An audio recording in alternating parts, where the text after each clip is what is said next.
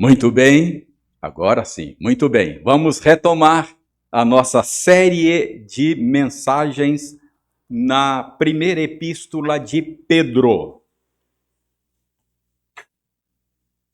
Nós vamos reler o texto que lemos na última vez que eu lhes falei. É o mesmo texto. 1 de Pedro 4, 7 a 11. Vamos reler porque naquela ocasião nós consideramos apenas o verso 7. Hoje nós vamos considerar o restante do texto, ok? Então foi um sermão meio que introdutório dessa passagem. 1 de Pedro 4, 7 a 11.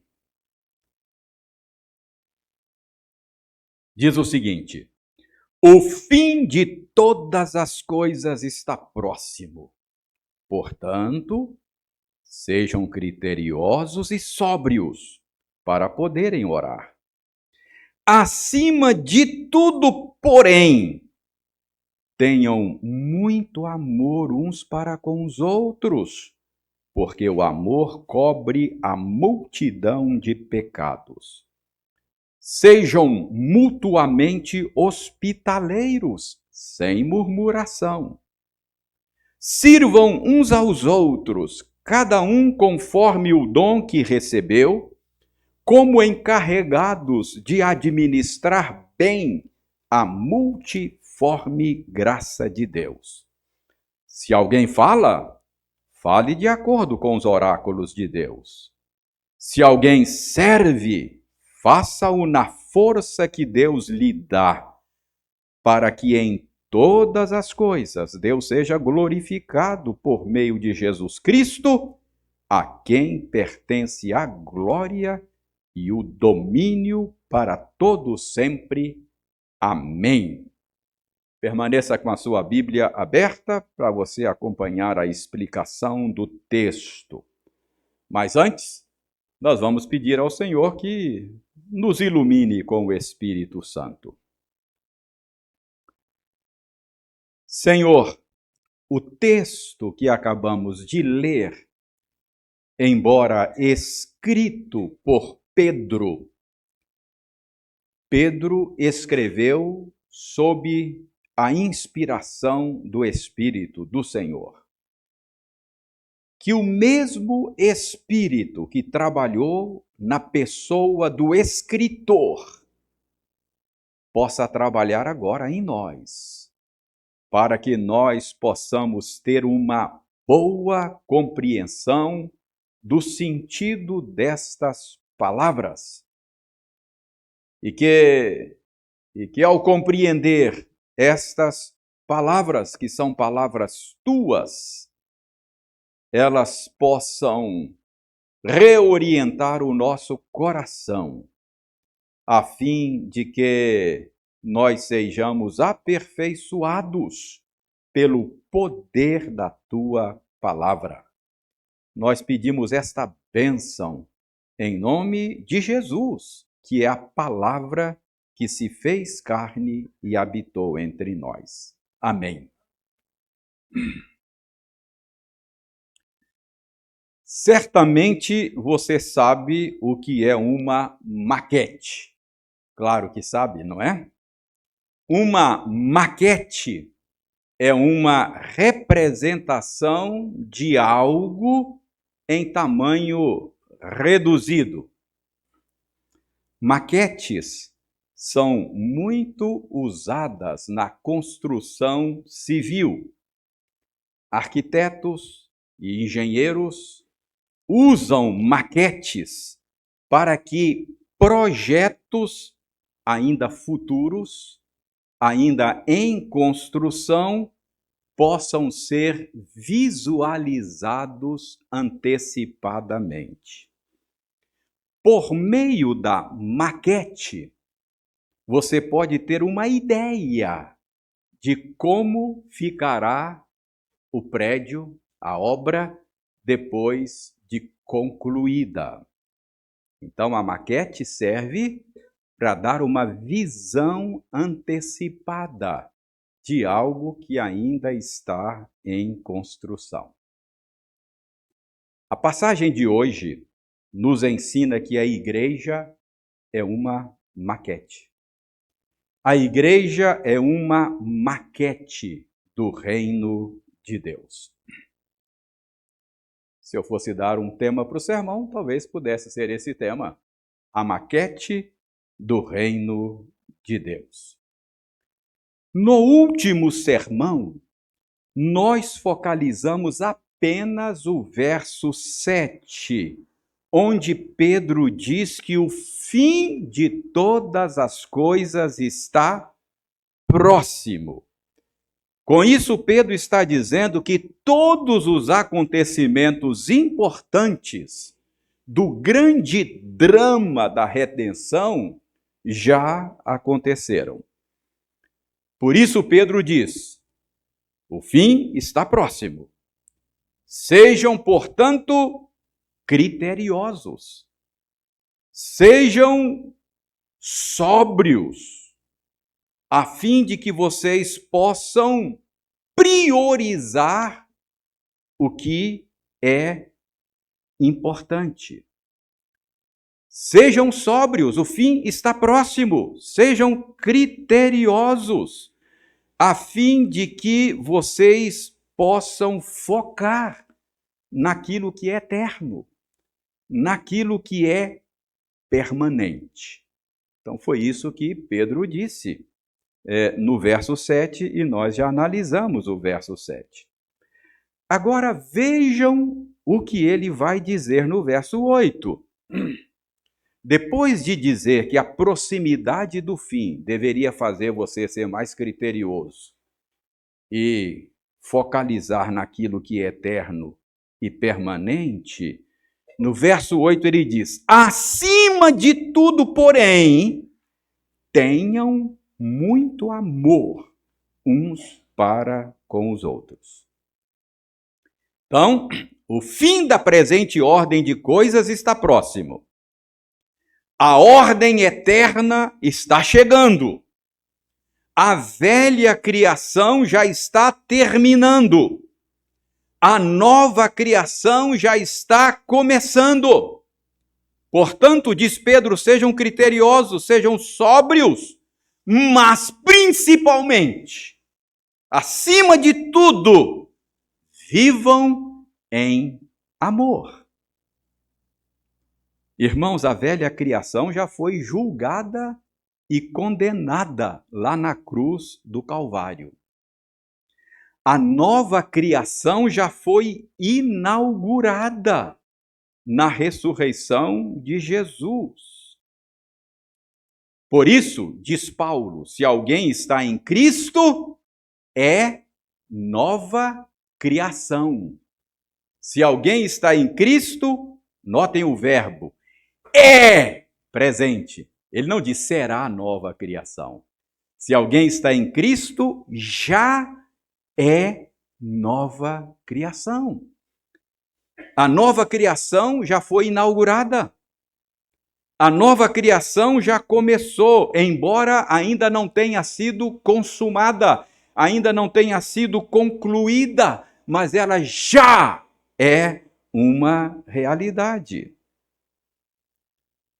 Então, quando Pedro diz o fim está próximo, a velha criação está passando, a nova está chegando, por isso, acima de tudo, tenham amor uns para com os outros. Ele está dizendo que para sermos uma demonstração visível, antecipada da criação que está chegando, nós precisamos viver em amor. Deus está construindo novos céus e nova terra. E a igreja é uma maquete daquilo que Deus está fazendo. Ao olhar para a maquete, que é a igreja, você pode ter uma ideia de como será a vida na nova terra, quando todas as coisas já tiverem sido consumadas. Então é isso que Pedro está dizendo. Para ser uma maquete daquilo que Deus está fazendo, vivam em amor. Mas por que é que Pedro diz que para sermos maquete daquilo que Deus está fazendo, nós devemos amar uns aos outros? Isso, irmãos, porque o amor é a principal marca da nova criação. Não é isso que Paulo diz? Que o amor jamais acaba.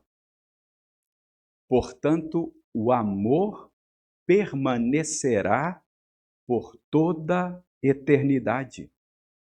Na eternidade, Deus, que é amor, será tudo em todos. O amor é o vínculo da perfeição.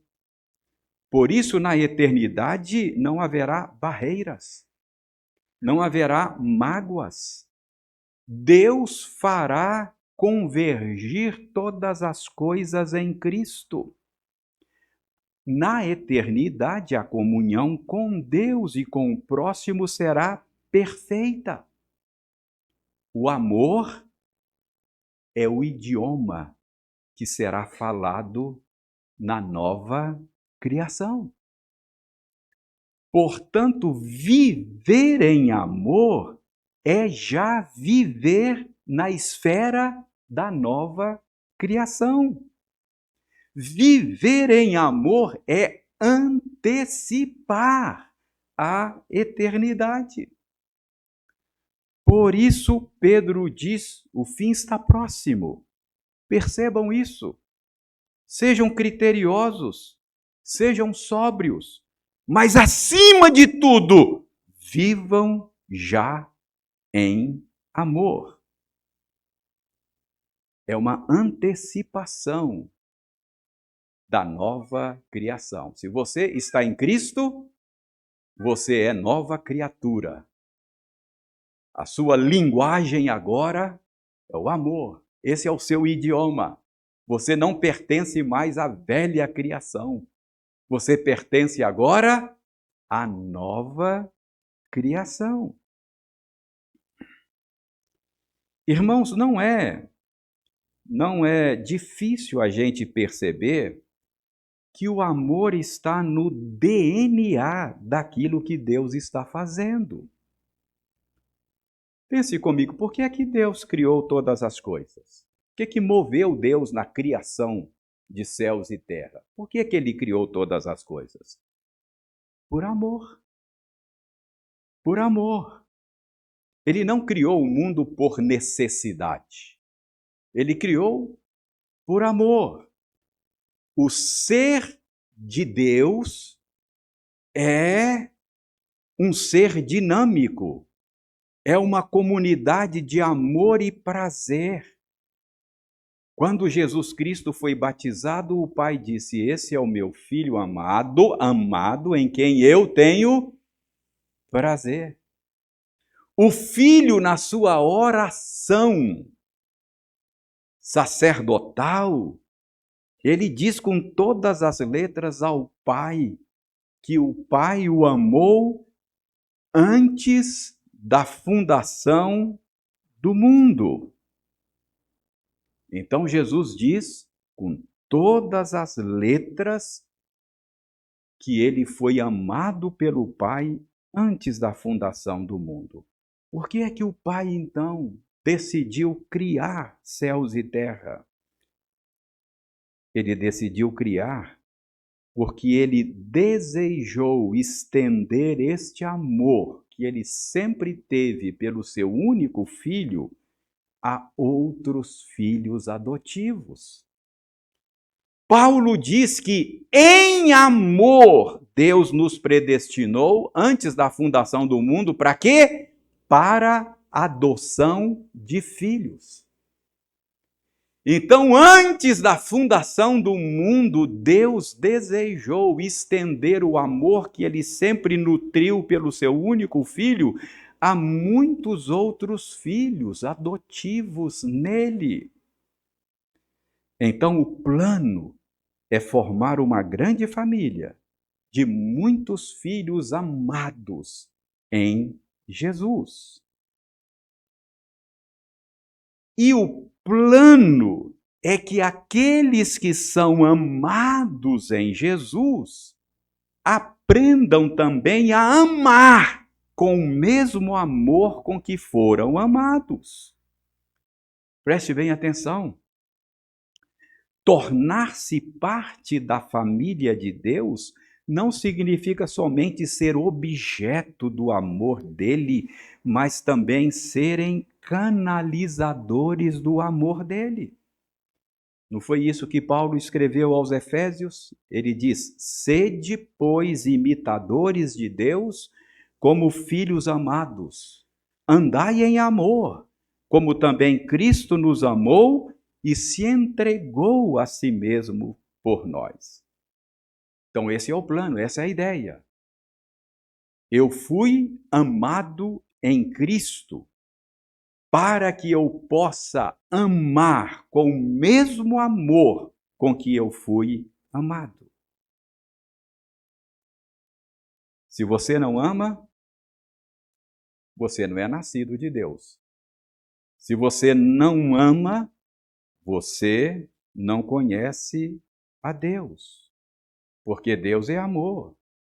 Se você não ama, você não pertence a esta família, porque Deus é amor e o DNA desta família é o amor.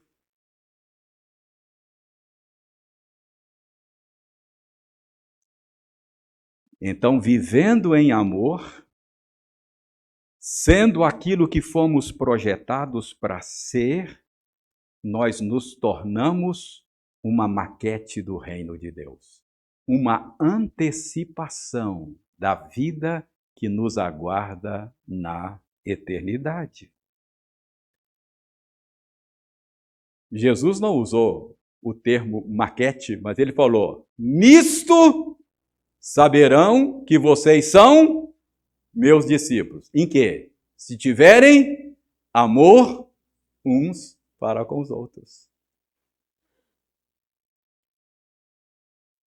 Então é por meio de uma vida em amor que nós antecipamos aquilo que será. Irmãos, o amor não é apenas um ideal moral.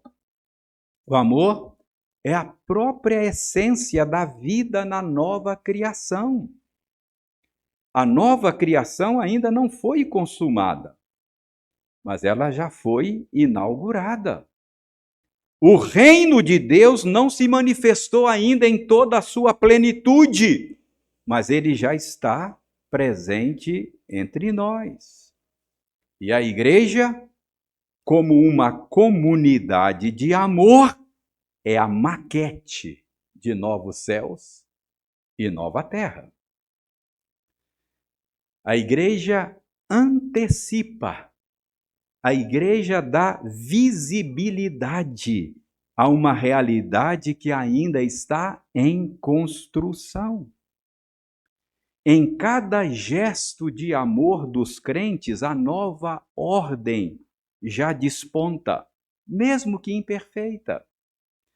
Em cada gesto de amor dos crentes, nós vemos um sinal, uma antecipação do nosso destino final em Cristo. A igreja é uma antecipação da eternidade. Mas notem como esta passagem explica a natureza desse amor. O amor mencionado aqui não é mero sentimento, é ação. O amor mencionado aqui é um amor que age. O amor faz coisas. Como é que esse amor age? Veja ainda no verso 8. Em primeiro lugar, ele age perdoando pecados. Está no final do verso 8. É dito aí que o amor cobre multidão de pecados. O amor de Deus é um amor perdoador. É um amor reconciliador. Foi assim que ele nos amou. Deus nos amou de tal maneira que deu o seu único filho para que os nossos pecados fossem perdoados. Irmãos, o amor tem uma força agregadora. O pecado tem um poder desintegrador. Não é isso que a Bíblia diz? O pecado nos separa. Nos separa de Deus, nos separa uns dos outros. Mas o amor, diz Pedro aqui, cobre multidão de pecados. O amor nos reconcilia com Deus, nos reconcilia uns com os outros. É por isso que Paulo chama o amor de o vínculo da perfeição. O amor nos vincula a Deus. O amor nos vincula uns aos outros. Na eternidade, a nossa comunhão com Deus e a nossa comunhão uns com os outros será perfeita, porque o pecado não estará mais presente. Na eternidade, o amor será a lei natural da existência. Então, cobrir os pecados uns dos outros em amor é uma maneira de antecipar a vida do mundo vindouro. Mas deixe-me dizer a você aqui para tomar cuidado com a expressão cobrir pecados aí no final do verso 8. Essa expressão pode ser mal interpretada. Por isso eu preciso aqui chamar a sua atenção e ajudá-lo a não interpretar mal. Quando a Bíblia fala de cobrir pecados aí, não significa cobrir no sentido de acobertar.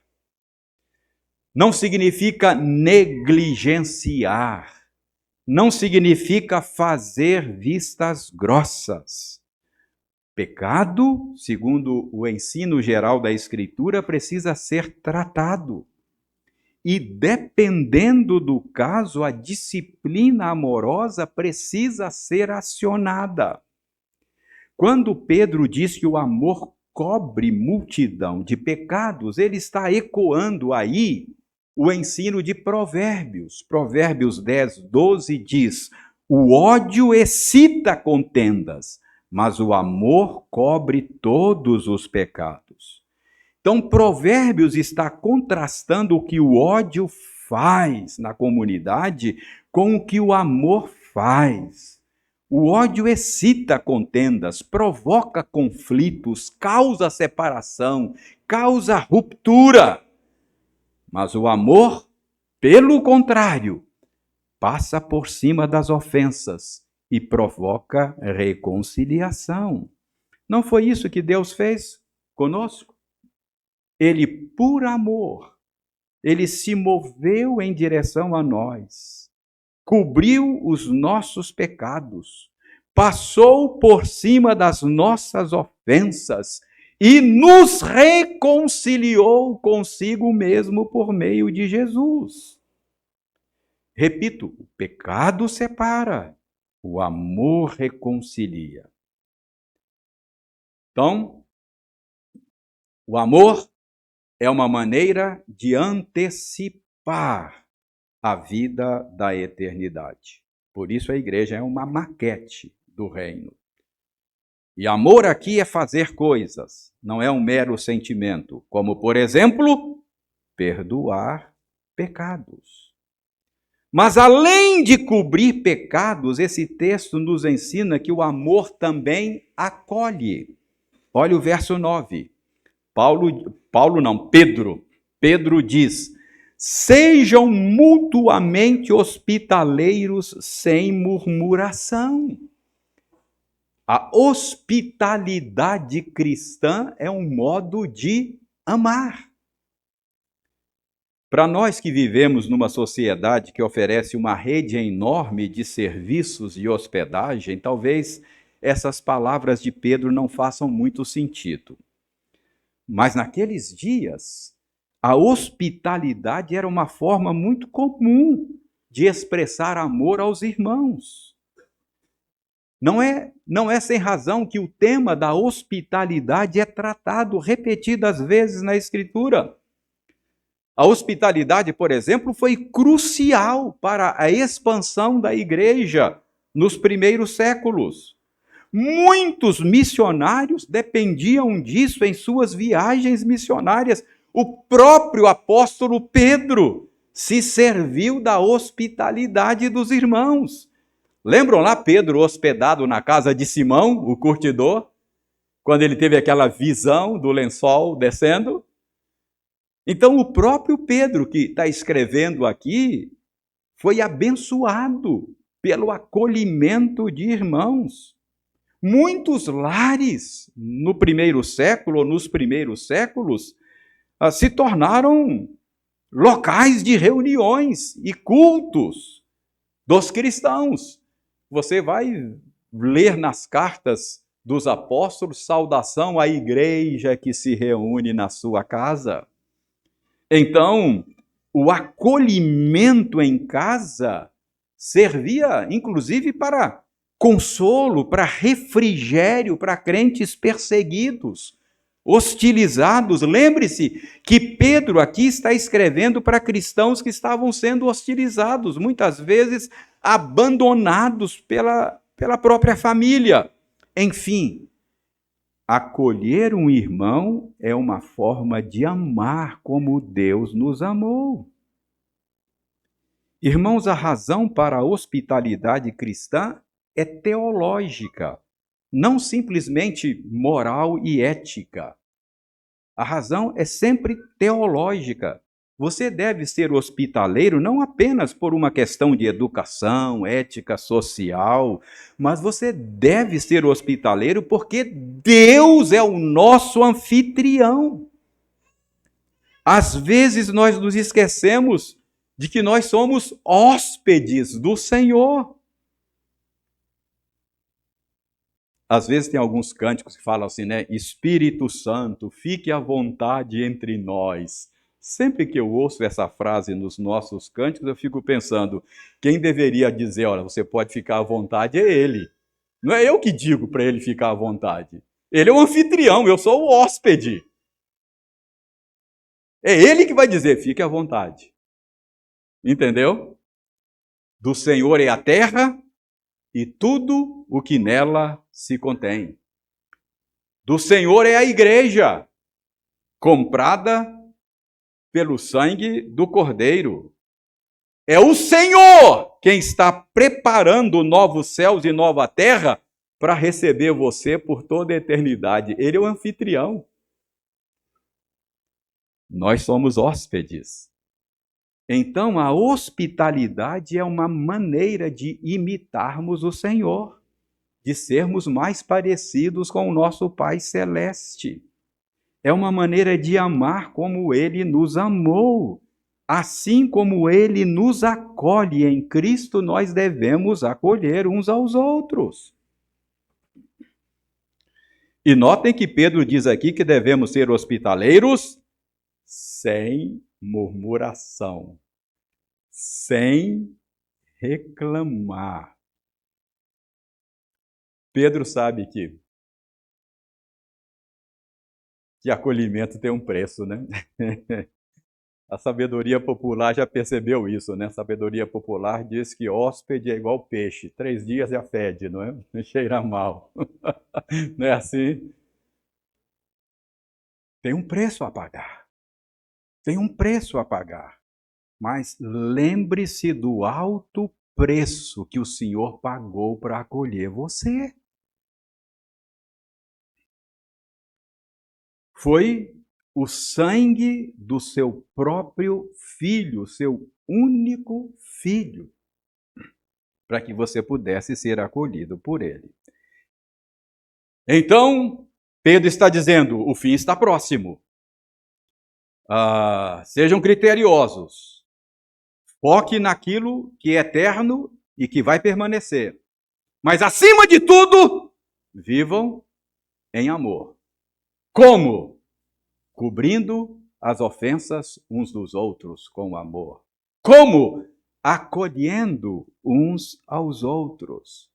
E, finalmente, Pedro diz que a terceira maneira de amar como Deus nos amou é servindo uns aos outros. Verso 10. Sirvam uns aos outros, cada um conforme o dom que recebeu, como encarregados de administrar bem a multiforme graça de Deus. Preste bem atenção aí. Quem é chamado a servir nessas palavras de Pedro? Quem? Quem é chamado a servir aí? Somente os pastores? Somente os presbíteros? Somente os diáconos? Não. Cada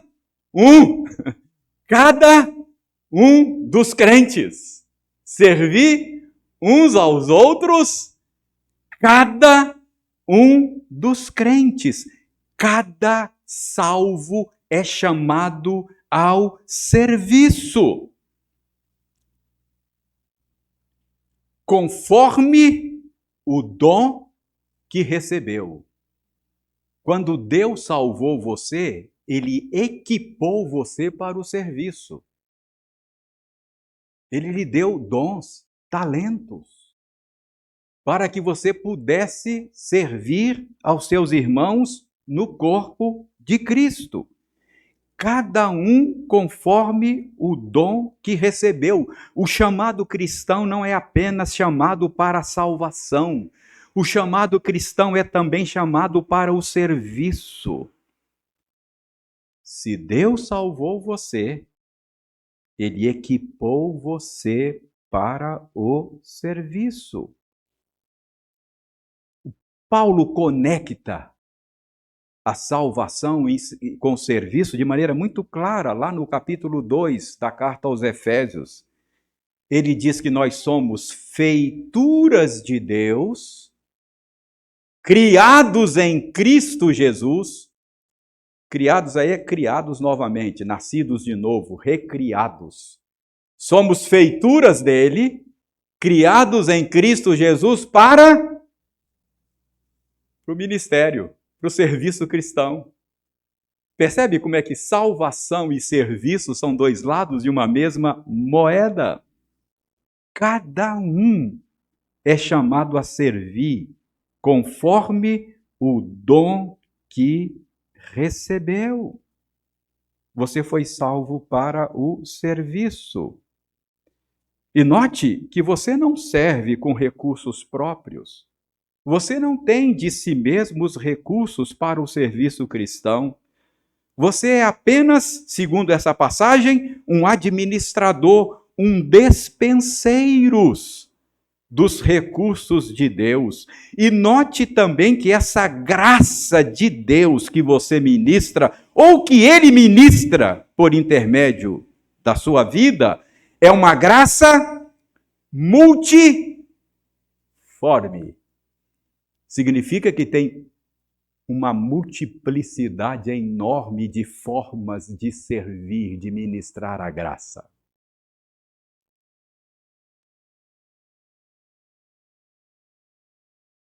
Várias formas de servir.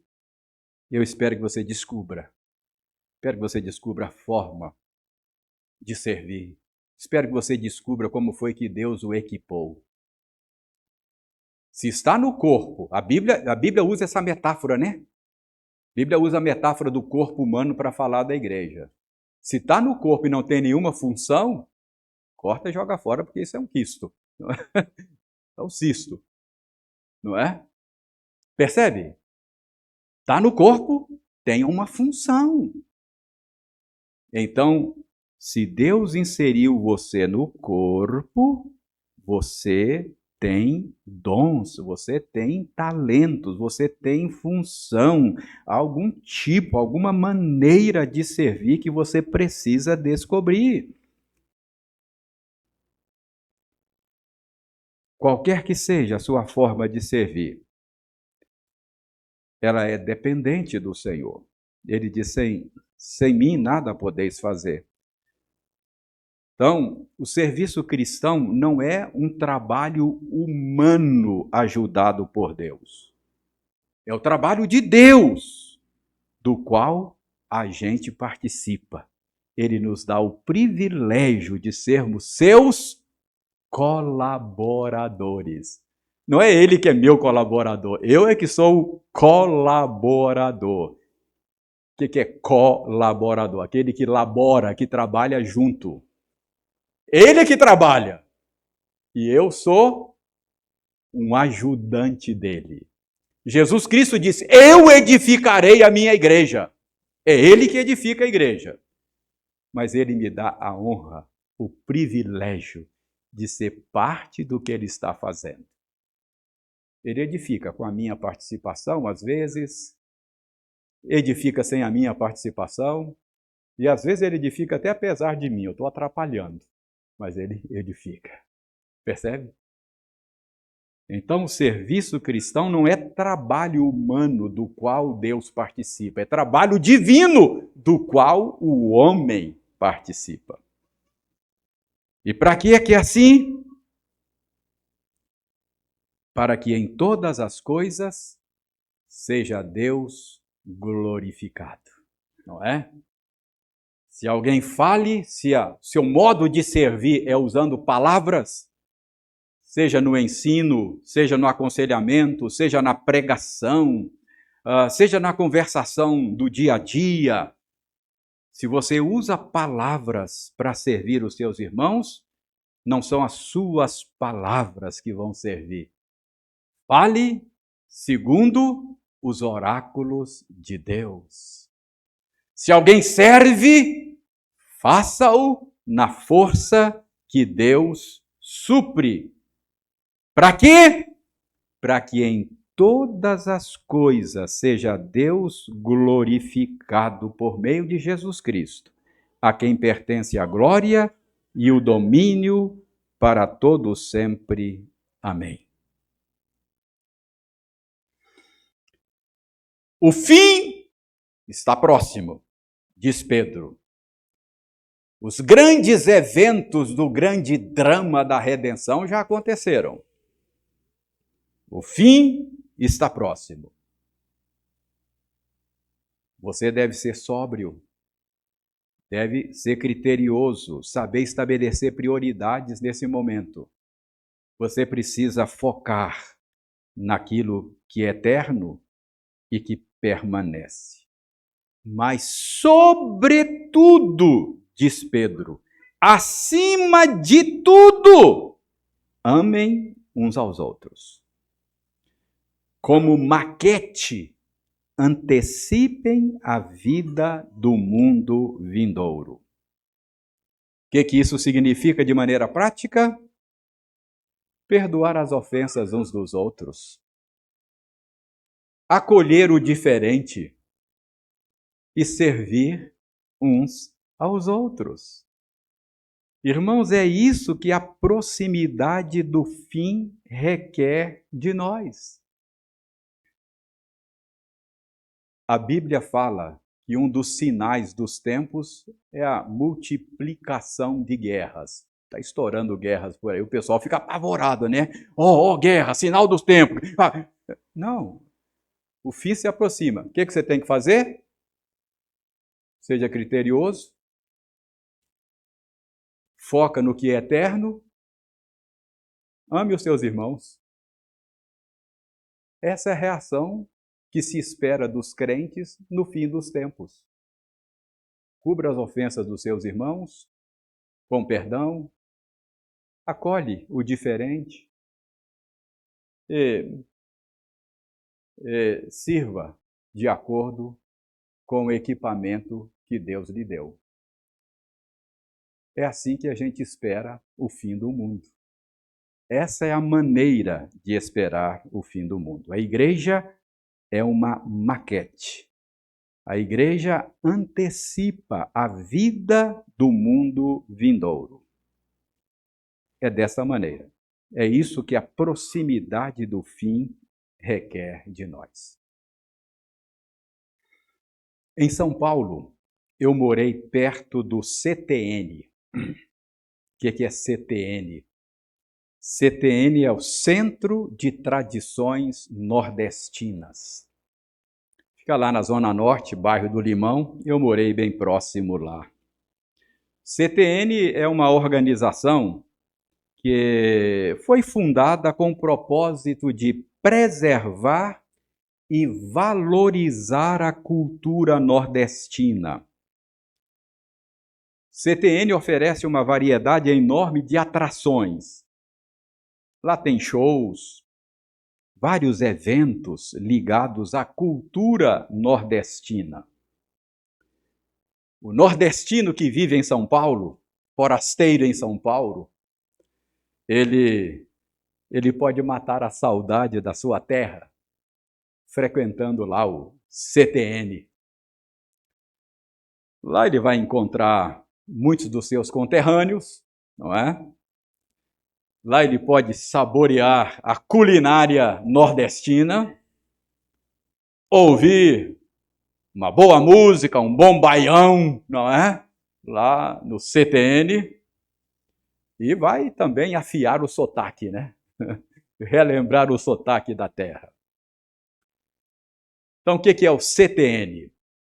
CTN é um pedaço do Nordeste em São Paulo, onde os nordestinos podem viver um pouco do Nordeste, mesmo não estando no Nordeste. Eu comecei esse sermão hoje dizendo que a igreja é uma maquete. Eu comparei a igreja a uma maquete do reino de Deus. E eu quero terminar o sermão usando uma outra imagem, uma outra figura.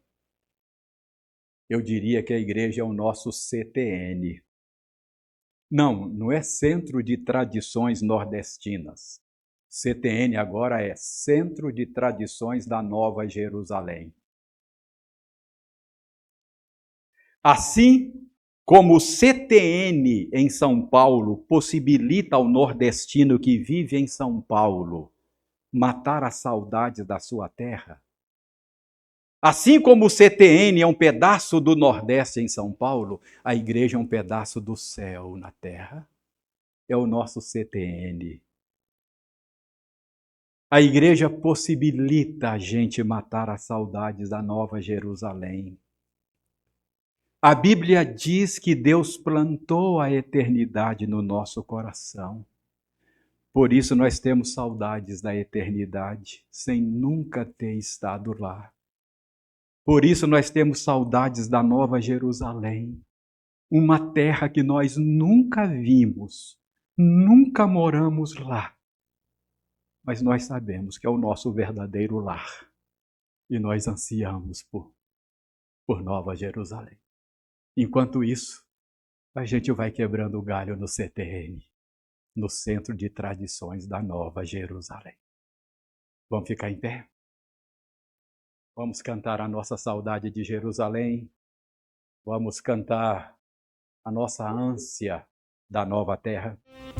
Assim como a noite aguarda o sol, como a brisa sonha um dia soprar, como a terra seca espera a chuva, como o rio anseia pelo mar, eu desejo tanto ver o dia chegar, o dia da vitória em que virá o meu Salvador, se Jesus Cristo, o Senhor, virá nas nuvens para me levar, se tornará verdade tudo o que sempre sonhei, tristezas eu não mais terei, e toda lágrima do meu olhar Ele enxugará.